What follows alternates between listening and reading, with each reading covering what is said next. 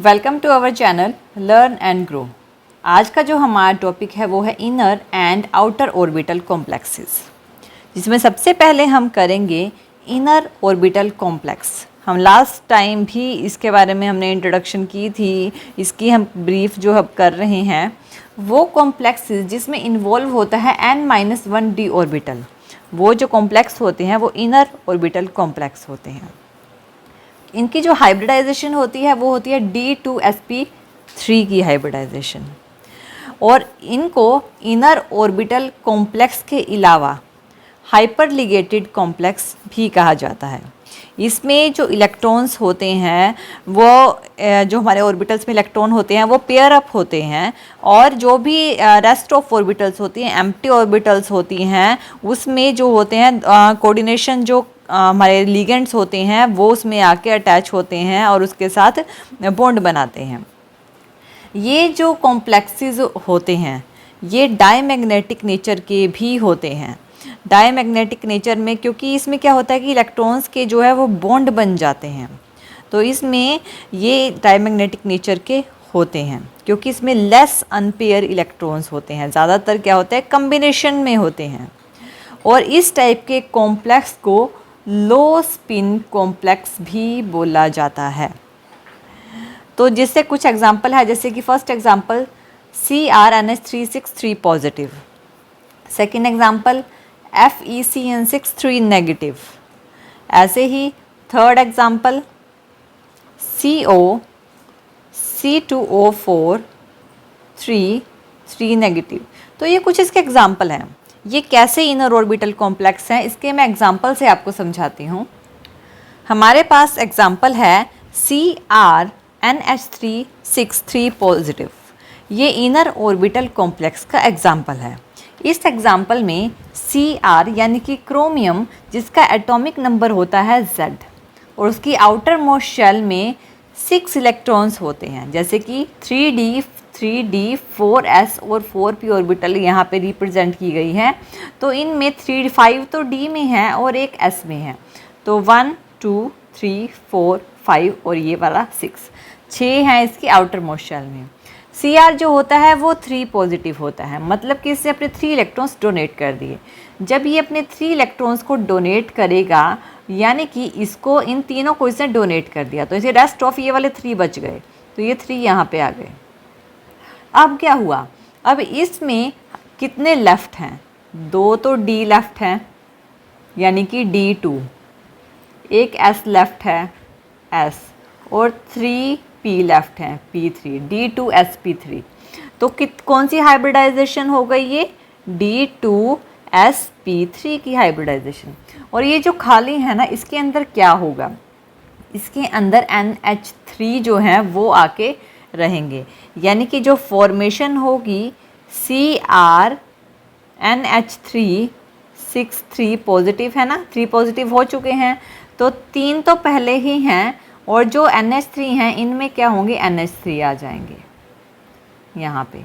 तो ये जो हैं इन्होंने यहाँ पे बॉन्ड बना लिया, 6 कोऑर्डिनेशन बॉन्ड फॉर्मेशन हो गई कि NH3 ने क्या किया है, 6 NH3 ने अपने पेयर ऑफ इलेक्ट्रॉन को डोनेट कर दिया।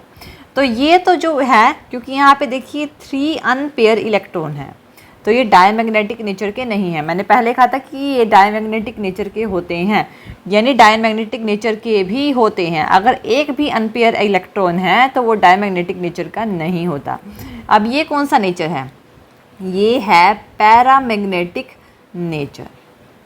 पैरामैग्नेटिक नेचर है ये। अब यहाँ पे बहुत सारे एग्जांपल्स ऐसे होते हैं जिसमें कि एक भी अनपेयर इलेक्ट्रॉन नहीं होता। फॉर एग्जांपल FeCN6 4 नेगेटिव, ये जो होता है ये होता है डायमैग्नेटिक नेचर का, जब इसकी फॉर्मेशन करते हैं इसमें एक भी अनपेयर इलेक्ट्रॉन नहीं होता है, जिसकी वजह से ये डायमैग्नेटिक नेचर होता है। इसमें 3 इलेक्ट्रॉन होने की वजह से ये पैरामैग्नेटिक नेचर है, यानी कि दोनों नेचर में होता है, पैरामैग्नेटिक में भी हो सकता है, डायमैग्नेटिक में भी हो सकता है। इसे लो स्पिन कहा जाता है, लो स्पिन कॉम्प्लेक्स, क्योंकि इसमें बहुत कम इलेक्ट्रॉन्स जो होते हैं वो अनपेयर होते हैं, ज़्यादातर इलेक्ट्रॉन्स पेयर में होते हैं, इस वजह से इसे लो स्पिन कहा जाता है।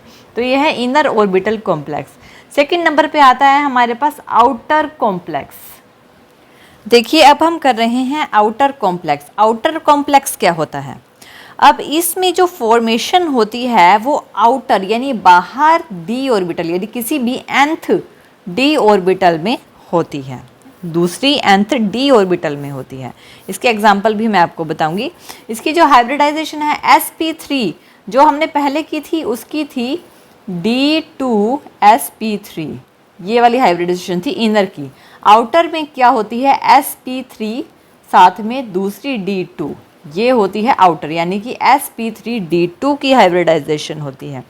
इसे आउटर ऑर्बिटल कॉम्प्लेक्स कहा जाता है और हाइपोलिगेटेड कॉम्प्लेक्स भी कहा जाता है। इनर को हाइपरलिगेटेड कहा जाता है और आउटर को हाइपोलिगेटेड कहा जाता है, तो दोनों में फ़र्क है। नेक्स्ट एक और चीज़ है कि ये जो आउटर ऑर्बिटल कॉम्प्लेक्स होते हैं ये हाई स्पिन कॉम्प्लेक्स होते हैं, क्योंकि इसमें बहुत सारे अनपेयर इलेक्ट्रॉन्स होते हैं, इस वजह से ये हाई स्पिन करते हैं। For example COF63 negative, MnCl63 negative, Ni NH362 positive. इसका एक एग्जांपल मैं आपको रिप्रेजेंट करती हूँ। देखिए आपको मैं इसका एक एग्जांपल दिखा रही हूँ COF63 नेगेटिव का। CO एटॉमिक नंबर है 27।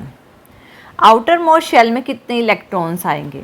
2 इसमें हैं, 2 इसमें है, 4 5 6 7 8 9 इलेक्ट्रॉन्स इसकी आउटर मोस्ट शेल में आते हैं। ये ग्राउंड स्टेट पे है, लेकिन CO क्या होता है? CO होता है 3 पॉजिटिव, यानी 3 इलेक्ट्रॉन्स को ये डोनेट कर देता है। जब ये 3 इलेक्ट्रॉन्स को डोनेट कर देता है तो ये 2 ये वाले और ये वाला ये डोनेट कर देता है, रेस्ट ऑफ इसके पास बचते हैं। अब इसके पास कितनी? इसमें एक एक्स्ट्रा ऑर्बिटल 4d की ऑर्बिटल होती है।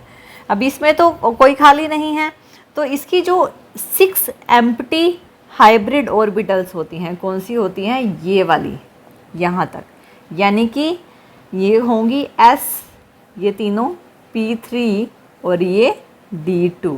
तो कौन सी हाइब्रिडाइजेशन होती है यहाँ पे? ये जो हाइब्रिडाइज्ड होता है वो होता है sp3d2 का, यानी कि ये जो है यहाँ पे इलेक्ट्रॉन्स एज इट इज़ रहेंगे और जो भी बाहर से कोऑर्डिनेशन बॉन्ड बनेगा वो इनमें बनेगा, यानी कि यहाँ से लेकर यहाँ तक इनके बीच में बनेगा। तो इसमें क्या 6f6 आते हैं, 6f6 यानी 6f आते हैं। तो फॉर्मेशन बनती है CO, यहाँ पे हमारे पास CO F6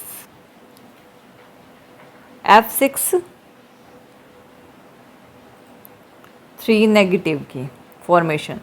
तो ये तो ऑलरेडी फील्ड है, यहाँ पे तो ऑलरेडी इलेक्ट्रॉन हैं, और ये जो F6 आएंगे ये 1 2 3 4 5 और 6, हर एक ऑर्बिटल में 2-2 पेयर ऑफ इलेक्ट्रॉन जो होते हैं आते हैं, यानी कि 6 इलेक्ट्रॉन पेयर जो होते हैं वो डोनेट किए जाते हैं 6f नेगेटिव आयंस के थ्रू। किसमें? sp3d2 में।